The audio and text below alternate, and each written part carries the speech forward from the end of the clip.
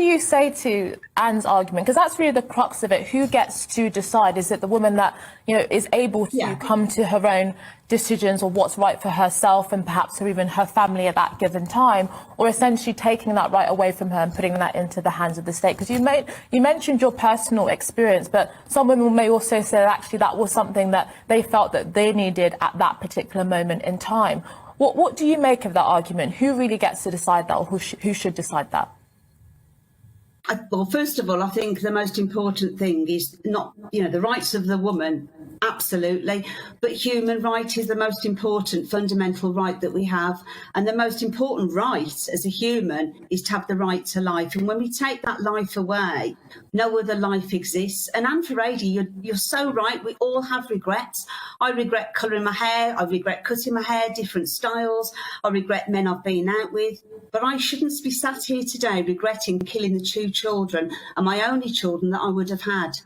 I shouldn't sit here regretting that Paul and Jude don't exist. Rachel, that's beyond what I should have. Yeah, Rachel, do you make any distinction in the case of extreme or severe fetal abnormalities, or do you just have the right to life in all circumstances, regardless of whether or not they have abnormalities or whether or not it's at the start of conception or at different times in the pregnancy? Do you make any distinction at all? Well, I distinguish between that everybody is human within that, whether you're going to live a day, whether you're going to live an hour, or if you're going to live 90 years. My dad was schizophrenic. He had severe mental health. He had the right to life. I was abused as a child. I still had the right to life. And I know people who have been raped, horrifically raped, and they said when they were offered abortion that it was the second act of violence that was done to them.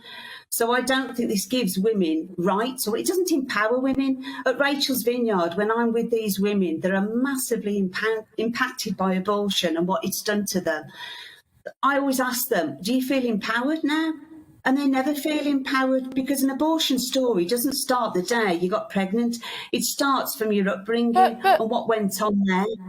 But Rachel, what about the alternative, which is forcing women to carry out a pregnancy that they don't want? I mean, because that is really the alternative to what you're saying. Even if individual women may feel down or hurt or traumatized, you might say, from this experience, the alternative is taking away her right to choose the future of her own life. Okay, so, well, pregnancy is a natural progression throughout the months. Nobody's forcing. When we use the word force, it's like I'm locking somebody in a room for 9 months. What we need to do is empower women, that women that are in crisis pregnancy should be offered alternatives. There are so many alternatives out there other than killing their child. And on a personal note, I had a problem. I was pregnant and I didn't want to be a mum. But what abortion did is it didn't prevent me from being a mum. It just made me a mum to dead children. And that's all we're doing. And it doesn't matter, whatever the circumstances were around my abortions, my children should be here. And I don't have the right to have made that decision.